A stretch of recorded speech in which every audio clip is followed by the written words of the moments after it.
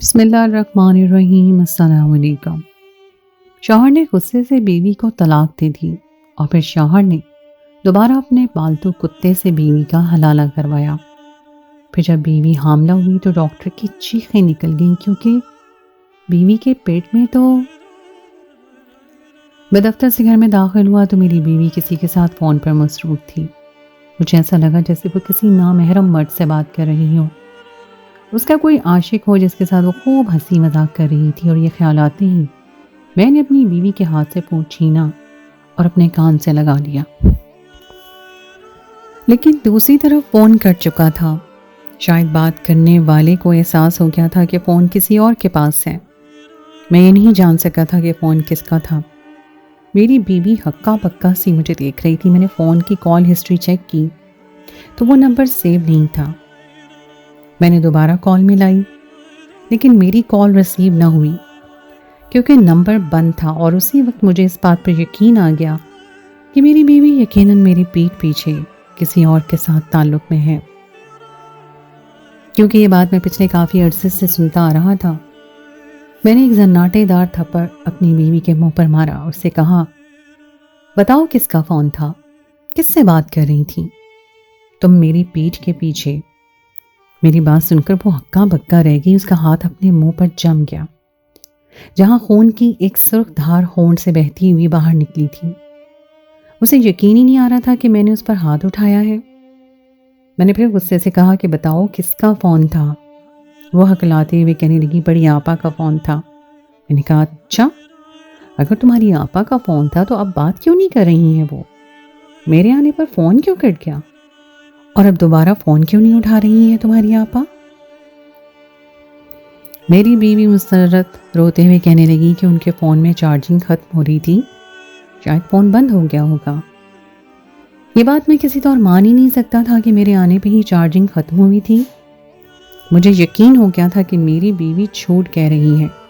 میں نے ایک دھکا دے کر اسے بیڈ پر گرایا اور کمرے سے باہر نکل گیا۔ میں نے سوچا تھا کہ ایک گلاس ٹھنڈا پانی پیوں گا، غصہ کچھ کم ہوگا تو پھر میری بیوی سے بات کروں گا۔ پانی پی کر جب میں دوبارہ کمرے کے دروازے پر پہنچا تو میری حیرت کی انتہا نہ رہی، کیونکہ میری بیوی پھر کسی سے فون پر بات کر رہی تھی۔ وہ سسک سسک کر رو رہی تھی۔ اب تو مجھے اپنا غصہ قابو کرنا ہی مشکل ہو گیا۔ میں نے پھر اس کے ہاتھ سے فون چھینا اور اس سے مارنے لگا۔ مجھے یہ سننے کی ضرورت بھی نہیں تھی کہ دوسری طرف کون تھا۔ مجھے یقین ہو گیا تھا کہ وہ میری پیٹھ پیچھے چکر چلا چکی تھی اور مجھ سے چھپا رہی تھی، اور حد تو یہ تھی کہ وہ بڑی ڈٹائی سے دوبارہ اسے فون میں لا چکی تھی۔ میں نے اسے بہت مارا، اس کا چہرہ نیلا پڑ گیا، اور پھر میں نے کھڑے کھڑے اسے 3 لفظ طلاق کے کہہ سنائے۔ طلاق کے لفظ سنتے ہی وہ بے ہوش ہو گئی تھی۔ مجھے اس پر بالکل بھی رحم نہیں آیا تھا۔ میں نے غصے سے اس کا فون اٹھا کے چیک کیا تو اسی نمبر سے فون تھا۔ میں نے پھر فون ملایا تو دوسری طرف سے اس کی آپا کی آواز آئی۔ وہ پریشانی سے پوچھ رہی تھی، کیا ہوا ہے مسرت؟ فون کیوں کاٹ دیا تھا؟ میرے فون میں چارجنگ زیادہ نہیں ہے، بار بار فون بند ہو رہا ہے۔ میں نے یہی کہنے کے لیے فون کیا تھا، مگر تم رو کیوں رہی تھی؟ آپا کی آواز سن کر میرے ہوش اڑ گئے۔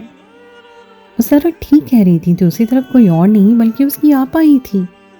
میں نے جلدی سے بات بنائی اور ان سے کہا کہ مسرت ذرا سا واش روم میں پھسل گئی تھی، بس چھوٹی سی بات کو ہوا بنا لیتی ہے۔ ابھی میں نے اسے چائے بنانے کے لیے بھیجا ہے، آتی ہے تو میں آپ کی بات کرواتا ہوں۔ میں نے آپا کو مطمئن کر دیا تھا، لیکن میرا اپنا سکون ہوا ہو گیا تھا۔ میں سر پکڑ کر بیٹھ گیا تھا۔ آفس کی تھکن، باس کی چک چک نے مجھے اس قدر پاگل کر دیا تھا کہ میں کچھ بھی سوچنے سمجھنے پر قادر ہی نہیں رہا تھا، اور اسی پاگل پن میں میں اپنی بیوی کو طلاق دے بیٹھا تھا۔ میں نے جلدی سے آگے بڑھ کر مسرت کے منہ پر پانی کے چھینٹے مارے تو اسے ہوش آ گیا۔ وہ روتے ہوئے 2-4 قدم پیچھے ہٹی اور کہنے لگی، آپ نے میرے ساتھ اتنا بڑا ظلم کیوں کیا؟ ایک بار پورا سچ سن لیتے۔ میں سچ میں اپنی آپا سے ہی بات کر رہی تھی۔ اس کی حالت بہت زیادہ خراب تھی، میری بھی آنکھوں سے آنسو بہہ رہے تھے۔ میں مسرت سے بہت محبت کرتا تھا۔ پچھلے کچھ عرصے سے کچھ لوگ اس کے خلاف میرے کان بھر رہے تھے۔ وہ گھر میں اکیلی رہتی تھی، میں سارا دن دفتر میں ہوتا تھا، اس لیے جو لوگ ہم سے حسد کرتے تھے وہ اس بات کو ہوا بنا کر مسرت کے کردار کو لے کر میرے کانوں میں زہر بھرتے تھے، اور آج وہی زہر ہماری زندگی میں پوری طرح گھل گیا تھا، اور اسے گھولنے والا کوئی اور نہیں بلکہ میں خود تھا، جس نے لوگوں کی باتوں میں آ کر اپنا گھر برباد کر لیا تھا۔ مسرت مجھ سے دور ہو گئی تھی، وہ مجھے خود کو ہاتھ تک نہیں لگانے دے رہی تھی۔ وہ بس روتے ہوئے یہی کہہ رہی تھی کہ مجھے آپا کے گھر چھوڑ آئیں، لیکن میں جانتا تھا کہ وہاں جاتے ہی وہ اپنی آپا کو یہ بات بتا دے گی، اور پھر میں کبھی مسرت کو دوبارہ اپنی زندگی میں نہیں لا سکوں گا۔ میں کسی بھی صورت مسرت کو نہیں کھونا چاہتا تھا، اور میں جانتا تھا کہ جو کچھ میں کر چکا ہوں اس کے بعد میرا اور اس کا کوئی تعلق نہیں رہا۔ مجھے اس تعلق کو دوبارہ قائم کرنا تھا، اور اس کے لیے اب کوئی راستہ نکالنا تھا۔ بہت سوچنے سمجھنے کے بعد میں نے مسرت سے کہا کہ میں نے جو کچھ کیا ہے وہ غصے میں کیا ہے، اور جہاں تک مجھے معلوم ہے غصے میں طلاق نہیں ہوتی۔ میری بات سن کر وہ غصے میں کہنے لگی کہ طلاق غصے میں ہی دی جاتی ہے، شوق اور خوشی سے کون طلاق دیتا ہے؟ اور آپ نے تو میرے کردار پر کیچڑ اچھال کر مجھے طلاق دی ہے، اب کچھ نہیں ہو سکتا۔ میں آپ کے آگے ہاتھ جوڑتی ہوں، مجھے میری آپا کے گھر چھوڑ دیں۔ میں نے مسرت سے کہا کہ ہوش سے کام لو، جلد بازی میں ہم دونوں کی زندگی خراب ہو جائے گی۔ میں باہر جا رہا ہوں، کسی مفتی یا عالم سے اس مسئلے کے بارے میں علم حاصل کر کے آتا ہوں، جب تک تم یہی رہنا۔ میں نے مسرت کا فون بھی اپنے قبضے میں لیا اور گھر سے نکلتے ہوئے دروازے پہ کھڑے اپنے حبشی ملازم سے کہہ دیا کہ وہ کسی صورت مسرت کو گھر سے باہر نہ جانے دے۔ وہ میرا ملازم بڑا وفادار تھا، اور میں جانتا تھا کہ وہ میرے حکم کے خلاف کبھی نہیں جائے گا، اس لیے مجھے مسرت کی کوئی فکر نہیں رہی تھی، اور وہ لاکھ سر پٹکتی گھر کی چار دیواری سے نہیں نکل سکتی تھی۔ اس ملازم کو کچھ عرصے کے بعد پہلے ہی میں نے رکھا تھا، جب لوگوں نے مسرت کے خلاف طرح طرح کی باتیں شروع کی تھی، اور مجھے بتایا تھا کہ میرے پیچھے گھر میں غیر مرد آتے ہیں، اور ان میں زیادہ تر تو میرے اپنے ہی خاندان والے تھے۔ لیکن اس ملازم نے مجھے ایسی کوئی بات نہیں بتائی تھی۔ وہ ہمارے ہی گھر میں سرونٹ کوارٹر میں رہتا تھا، اور ہر وقت مسرت کی نگرانی کرتا تھا۔ گھر سے نکل کر میں نے کئی عالموں اور مفتیوں سے فتویٰ لیا، لیکن سب کا یہی کہنا تھا کہ طلاق ہو چکی ہے، کیونکہ میں نے اپنے ہوش و حواس میں اور اپنی بیوی کے کردار کو نشانہ بنا کر طلاق دی ہے۔ اس لیے رجوع صرف ایک ہی صورت میں ہو سکتا ہے کہ جب حلالہ کیا جائے۔ میں بہت ہی زیادہ پریشان ہو گیا تھا۔ حلالہ کا مطلب مجھے اپنی بیوی کو کسی غیر مرد کے نکاح میں دینا تھا، اور یہی تو وہ بات تھی جس کی وجہ سے تڑپ کر میں نے مسرت کو طلاق جیسے لفظ کہے تھے۔ پھر کیسے میں اسے کسی دوسرے مرد کے حوالے کر سکتا تھا؟ دراصل میں مسرت کو بچپن سے پسند کرتا تھا، اور یہی بات خاندان والوں کو بہت بری لگتی تھی، کیونکہ مسرت ہمارے دور کے رشتہ داروں میں سے تھی، لیکن وہ یتیم تھی، اس لیے وہ اور اس کی بہن میرے ہی ماموں کے گھر میں پناہ لیے ہوئے تھے۔ میں جب بھی اپنے ماموں کے گھر جاتا تو مسرت کو دیکھ کر میرا دل کھل اٹھتا، لیکن میری مامی کو یہ بات پسند نہیں تھی، اور یہ بات مجھے بہت بعد میں پتہ چلی کہ وہ اپنی بیٹی کی شادی مجھ سے کروانے کے خواب دیکھا کرتی تھی۔ میں نے سارے خاندان سے جھگڑا مول لے کر مسرت کو اپنایا تھا۔ اس کی آپا کی بھی شادی ہو گئی تھی، اس لیے مجھے ماموں کی فکر نہیں رہی تھی، مگر شادی کے بعد سے بڑی عجیب سی بات ہوئی تھی کہ میں جب بھی کبھی مامی کے گھر جاتا تو وہ ماضی کے وہ قصے سناتی جو میں نے نہ دیکھے تھے نہ سنے تھے۔ وہ مجھے یہی کہتی تھی کہ وہ مجھے مسرت سے شادی پہ اس لیے منع کرتی تھی کیونکہ اس کا کردار ٹھیک نہیں تھا۔ ایک ہی بات اتنی بار سننے کے بعد میرے دماغ میں کہیں نہ کہیں وہ بات گھر کر گئی تھی، اور پھر خاندان کے کچھ اور لوگ بھی مامی کی بات کی گواہی دینے لگے تھے۔ یہی وجہ تھی کہ میں مسرت سے بدسن ہوا تھا، لیکن میرا دل جانتا تھا کہ وہ بد کردار نہیں ہے۔ میں مسرت کے لیے اتنی شدید محبت اپنے دل میں رکھتا تھا کہ اسے چھوڑنا تو دور، اسے ایک پل کے لیے بھی نظروں سے اوجھل کرنے کا تصور بھی نہیں کر سکتا تھا، اور اسی لیے واپسی کے راستے میں نے ایک ایسا منصوبہ بنایا جو انتہائی گھناؤنا تھا۔ میں نے تمام شرعی حدود کی پامالی کرتے ہوئے مسرت کو دوبارہ اپنانے کا فیصلہ کیا تھا، اور اس کے لیے بس مجھے ایک جھوٹ کا سہارا لینا تھا۔ گھر کے آگے پہنچ کر میں نے گاڑی روکی تو سامنے کا منظر دیکھ کے میں کچھ چونک گیا۔ مسرت دروازے پہ اس حبشی ملازم کے قدموں میں بیٹھی ہوئی تھی اور روئے جا رہی تھی۔ شاید وہ واپس جانا چاہتی تھی کیونکہ اسے معلوم تھا کہ اب کوئی راستہ نہیں نکل سکتا، لیکن ملازم نے بڑی وفاداری کا ثبوت دیا تھا اور اسے جیسے تیسے سنبھال رہا تھا۔ میں مسرت کے قریب پہنچا اسے بازوؤں سے پکڑ کر اٹھایا تو وہ بری طرح تڑپ کر پیچھے ہونے لگی۔ میں نے اسے زبردستی پکڑا اور کھینچتا ہوا اندر لے آیا۔ ملازم کے سامنے تماشا بنانے کا میرا کوئی ارادہ نہیں تھا۔ یہ بات تو میں ہوا کو بھی نہیں پتہ لگنے دینا چاہتا تھا کہ میں کر کیا بیٹھا ہوں، کیونکہ اگر یہ بات میری مامی تک جاتی ہے، خاندان والوں کو پتہ چلتی، تو یقیناً وہ لوگ مجھے اور مسرت کو کبھی ساتھ نہ رہنے دیتے۔ یہی تو ان کا مقصد تھا جو مجھے بہت دیر سے سمجھ آیا تھا۔ میں نے مسرت کو اندر لا کر بٹھایا، اسے زبردستی پانی پلایا اور کہا تم بڑی بے وقوف عورت ہو، تم سے کہا تھا میرا انتظار کرو، میں فتویٰ لے کر آؤں گا۔ دیکھو میں فتویٰ لے کر آ گیا ہوں۔ مولوی صاحب نے کہا ہے کہ اس کا ایک ہی آسان طریقہ ہے کہ اگر میں گھر میں موجود کسی بھی پالتو جانور سے تمہارا نکاح کروا دوں تو ہمارا حلالہ ممکن ہو جائے گا۔ یہ وہ جھوٹ تھا جو سارے راستے میں نے سوچ سمجھ کر گھڑا تھا۔ مسرت پڑھی لکھی نہیں تھی کیونکہ اس کی مامی نے اسے کبھی اسکول کا رخ بھی نہیں کرنے دیا تھا۔ دین کی تعلیم بھی اس نے صرف عربی پڑھنے تک حاصل کی تھی۔ وہ بہت ساری باتوں سے ناواقف تھی، اس لیے میں اسے اپنی باتوں کے جال میں پھنسا کر اپنے ساتھ رکھنا چاہتا تھا، یہ جانتے ہوئے بھی کہ یہ گناہ ہوگا۔ میں نے یہ قدم اٹھا لیا تھا۔ میری بات سن کر اس نے بے یقینی سے میری طرف دیکھا اور کہنے لگی جانور کے ساتھ نکاح کیسے ہو سکتا ہے؟ انسان اور جانور کا کیا ملاپ؟ اور پھر یہ حلالہ کس طرح ممکن ہوگا؟ آپ یقیناً جھوٹ کہہ رہے ہیں۔ میں نے مسرت سے کہا میں قسم کھا کر کہتا ہوں کہ یہی سچ ہے۔ میں جب بھی اتنی دیر سے آیا ہوں کیونکہ میں ساری معلومات لے کر آیا ہوں۔ بس مولوی صاحب نے کہا ہے کہ شرط یہ ہے کہ جانور گھر کا پلا ہوا ہو، اور ہمارے گھر میں تو ایک ہی کتا موجود ہے۔ میں خود تمہارا اس سے نکاح کروا دیتا ہوں اور پھر طلاق کی ضرورت بھی نہیں رہے گی۔ تم 2-4 دن کتے کے ساتھ گزار لینا اور پھر میں خود ہی تمہیں اسے آزاد کروا کر اپنے نکاح میں لے لوں گا۔ مسرت کو میری بات پر اعتبار نہیں ہوا تھا۔ وہ اپنی بڑی بڑی آنکھیں پھاڑ کر مجھے دیکھ رہی تھی اور میں اسے یقین دلانے کی کوشش کر رہا تھا۔ اتنے میں میرا حبشی ملازم کسی کام سے اندر آ گیا۔ مسرت کو یقین دلانے کے لیے مجھے اس کا سہارا لینا پڑا اور میں نے ملازم کو آنکھوں ہی آنکھوں میں اشارہ کیا کہ وہ میری ہر بات پر صرف ہاں ہی کہے گا۔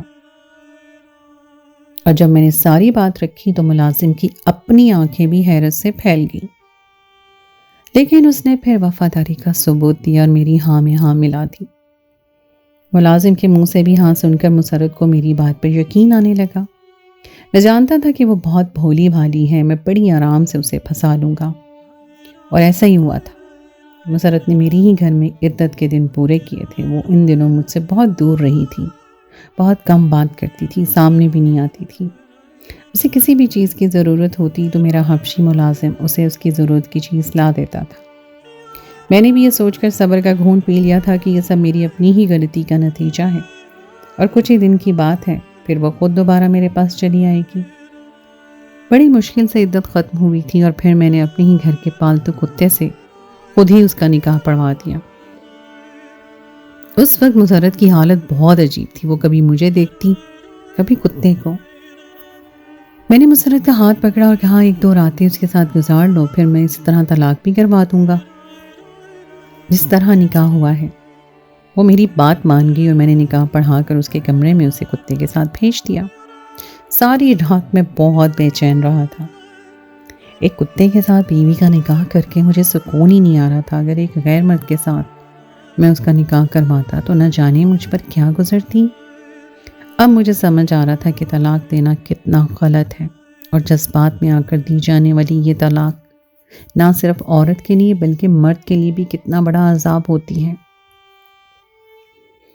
غصے میں آ کر انسان 3 لفظ تو کہہ دیتا ہے، لیکن پھر ساری زندگی ان لفظوں کی تلخی اور زہر کو برداشت کرنے پہ مجبور رہتا ہے۔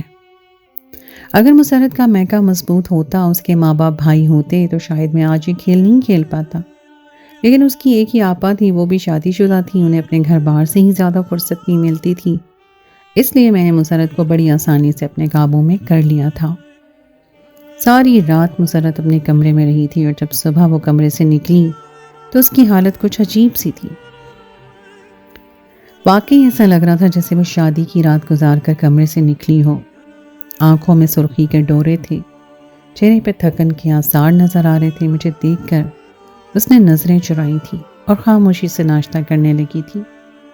میں بغور اسے دیکھ رہا تھا، لیکن مجھے کچھ بھی سمجھ نہیں آ رہا تھا کہ مسرت کو کیا ہوا ہے، کہ کیا کتے کے ساتھ واقعی ہی اس نے کوئی تعلق بنا لیا تھا۔ یہ سوچ کر میں نے اپنا ہی سر پیٹ لیا کہ یہ کیسی بات ہوئی، بھلا ایک عورت اور کتے کا تعلق کیسے ہو سکتا ہے؟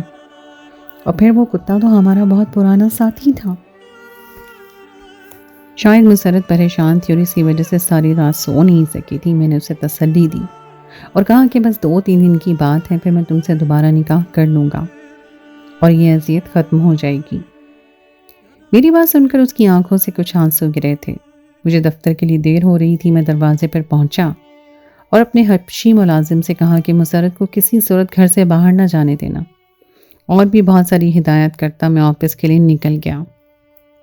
2 دن ایسے ہی گزر گئے اور پھر تیسرے دن میں نے مسرت سے خود ہی کتے کی طلاق کروائی اور اپنا نکاح پڑھوا لیا۔ یہ نکاح بھی میں نے خود سے ہی پڑھ لیا تھا، کیونکہ میں کہیں باہر والے کو بھنک بھی نہیں دینا چاہتا تھا۔ ایک دفعہ پھر مسرت میری بیوی بن کر میرے کمرے میں چلی آئی تھی اور بہت مہینوں کے بعد میں نے سکون کا سانس لیا تھا۔ اتنے عرصے سے میں سکون کی نیند بھی نہیں سو سکا تھا۔ یہ خوف میرے سر پر سوار رہتا تھا کہ مسرت کب مجھے چھوڑ کر چلی جائے گی، یا یہ بات کسی کو پتہ چلے گی تو کیا ہوگا۔ اس رات میں بہت سکون کی نیند سویا تھا، پھر ایسے ہی کچھ دن اور گزر گئے۔ اب میری زندگی میں سکون آ گیا تھا۔ پھر مجھے پتہ چلا کہ میری بیوی امید سے ہے۔ پہلے تو مجھے بہت حیرت ہوئی، کیونکہ کافی عرصے سے میں اپنی بیوی کے ساتھ تعلق نہیں بنا سکا تھا۔ دوبارہ نکاح کے بعد بھی نہ جانے کیا ہو گیا تھا کہ میں تھک کر بری طرح سونے لگا تھا۔ شاید مجھے ہی یاد نہیں تھا، اور پھر میں کبھی اپنی بیوی سے ہم بستری کر چکا تھا۔ یہی سوچ کر میں خوشی کی انتہا نہ رہی۔ ہمارا اور رشتہ مضبوط ہونے جا رہا تھا۔ میں ہر وقت اپنی بیوی کا بہت زیادہ خیال رکھنے لگا تھا۔ 9 مہینے پلک جھپکتے ہی گزر گئے۔ ڈاکٹر نے حمل کے دوران مجھے اپنی بیوی سے تعلق قائم کرنے کے لیے منع کر دیا تھا۔ بہت عرصے سے میرے اور مسرت کے درمیان کوئی تعلق نہیں بن سکا تھا۔ وہ بہت چپ چاپ سی رہتی تھی، خاموش سی۔ ایسا لگتا تھا جیسے اب بھی مجھ سے ناراض ہو۔ میں نے اس کا خیال رکھنے کی ہر ممکن کوشش کی تھی، لیکن پھر بھی ہمارا رشتہ پہلے جیسا نہیں ہو سکا تھا۔ اور پھر جب بچے کی پیدائش کا وقت آیا اور مسرت نے بچہ پیدا کیا تو ڈاکٹر دنگ رہ گئی۔ میں اپنے ملازم کے ساتھ باہر ہی کھڑا تھا۔ وہ میرے پاس آئی اور کہنے لگی، کیا یہ بچہ آپ کا ہی ہے؟ میں نے کہا ہاں۔ میں نے سر ہلایا تو اس نے عجیب سی نظروں سے مجھے دیکھا اور پھر چادر میں لپٹا بچہ میری گود میں ڈال دیا۔ بچے میں نظر پڑتے ہی میری چیخ نکل گئی تھی۔ وہ بچہ ہو بہو میرے حبشی ملازم جیسا تھا۔ میں نے ایک نظر اپنے ملازم پر ڈالی اور اس کے چہرے کا رنگ اتر گیا۔ میں نے اس بچے کو نرس کے حوالے کیا اور ملازم کا گریبان پکڑ لیا اور اسے کہا کہ یہ کیا ہے؟ یہ بچہ میرا نہیں تمہارا ہے، اور مجھے اس کا ثبوت دینے کی بھی ضرورت نہیں ہے۔ ملازم نے سر جھکا لیا۔ میں اسے کھینچتا ہوا مسرت کے پاس لے گیا اور کہا، اب تم دونوں بتاؤ گے کہ یہ کیا ہے؟ تم دونوں نے میری پیٹھ میں خنجر کھوپا ہے؟ اور پھر مسرت نے مجھ پر ایک ایسے راز کا انکشاف کیا کہ میرے ہوش اڑ گئے۔ وہ کہنے لگی کہ وہ تو مجھے چھوڑ کر جانا چاہتی تھی، لیکن ملازم نے مجھے یہ کہہ کر روک لیا کہ میں باہر بھی کہاں جاؤں گی۔ آپا کے سسرال والے بھی مجھے چند دنوں سے زیادہ نہیں رکھیں گے، اور یہ بات مجھے صحیح لگی تھی۔ اس لیے میں آپ اس جھوٹی کتے سے حلالے والی بات پہ خاموش ہو گئی۔ میں زیادہ پڑھی لکھی نہیں تھی، لیکن اتنی عقل تو میرے پاس بھی ہے کہ کتے یا کسی بھی جانور سے حلالہ ممکن نہیں۔ میں جانتی تھی یہ سب آپ اپنے مفاد میں کر رہے ہیں اور دین کی حدود کو بھی بھلا بیٹھے ہیں، لیکن میں فی الحال خاموش رہنے پر مجبور تھی۔ میں نے عدت مکمل کی، اور جس روز آپ نے کتے کے ساتھ میرا نکاح پڑھوایا اور مجھے میرے کمرے میں بھیجا، اس کے کچھ دیر بعد ہی پچھلے دروازے سے یہ حبشی ملازم میرے کمرے میں آیا اور ہم دونوں نے نکاح کر لیا۔ مجھے مضبوط سہارے کی ضرورت تھی، اور وہ سہارا مجھے ایک نیک آدمی ہی دے سکتا تھا۔ وہ رات میں نے کتے کے ساتھ نہیں بلکہ آپ کے اس ملازم کے ساتھ گزاری تھی، کیونکہ میں اس کی بیوی ہوں۔ اس کے نکاح میں ہوتے ہوئے میرا اور آپ کا کوئی دوسرا نکاح ممکن ہی نہیں تھا۔ اس لیے میں ہر رات آپ کو نیند کی دوا کھلا کر سلا دیا کرتی تھی اور پھر سرونٹ کوارٹر میں چلی جاتی تھی۔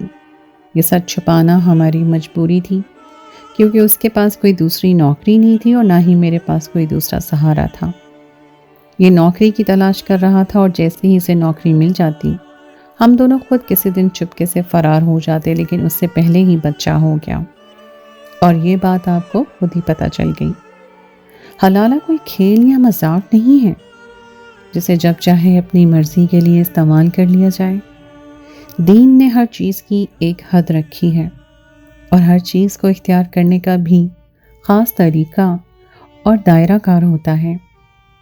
آپ نے نہ صرف حلالے کو مذاق بنایا بلکہ میری زندگی کے ساتھ بھی کھیل کھیلا، لیکن آپ کے اس ملازم نے عزت سے مجھے اپنی بیوی بنایا، کیونکہ اسے معلوم تھا کہ اب جو کچھ آپ کر رہے ہیں وہ گناہ کبیرہ ہے اور اب میں اپنی زندگی اسی کے ساتھ گزارنا چاہتی ہوں۔ مسرت نے میرے منہ پر مجھے ٹھکرا دیا تھا۔ میں جو اسے کمزور سمجھ کر اس پر ظلم ڈھانا چاہتا ہوں، اس نے اپنے لیے ایک مضبوط سہارا ڈھونڈ لیا تھا۔ مسرت نے مجھے ایک ایسا آئینہ دکھایا تھا کہ میں خود سے نظر ملانے کے لائق نہیں رہا تھا۔ اسے حاصل کرنے کے چکر میں واقعی میں صحیح اور غلط کو بھلا بیٹھا تھا۔ میں نے نہ صرف جھوٹ کا سہارا لیا تھا بلکہ حلالہ کو بھی مذاق بنایا تھا۔ میرے پاس کہنے کو کچھ بھی نہیں تھا۔ میں خاموشی سے اسپتال سے نکل کر واپس چلا آیا تھا۔ میری بیوی کا بچہ ہو بہو میرے حبشی ملازم جیسا تھا، کیونکہ وہ اسی کا بچہ تھا۔ میں نے اپنے حبشی ملازم کو اپنے ایک دوست کے گھر ملازمت دلوا دی۔ آج وہ اور مسرت اسی کوارٹرز میں رہتے ہیں۔ مجھ میں اتنی ہمت نہیں ہے کہ میں ان سے ملنے جا سکوں یا اپنے گناہوں کی معافی مانگوں۔ میں بس اپنے رب کے آگے اپنی غلطیوں کی معافی مانگتا رہتا ہوں۔ میں نہیں جانتا کہ مجھ میں اتنی ہمت کب آئے گی کہ مسرت سے اپنی غلطی اور گناہ کی معافی مانگ سکوں۔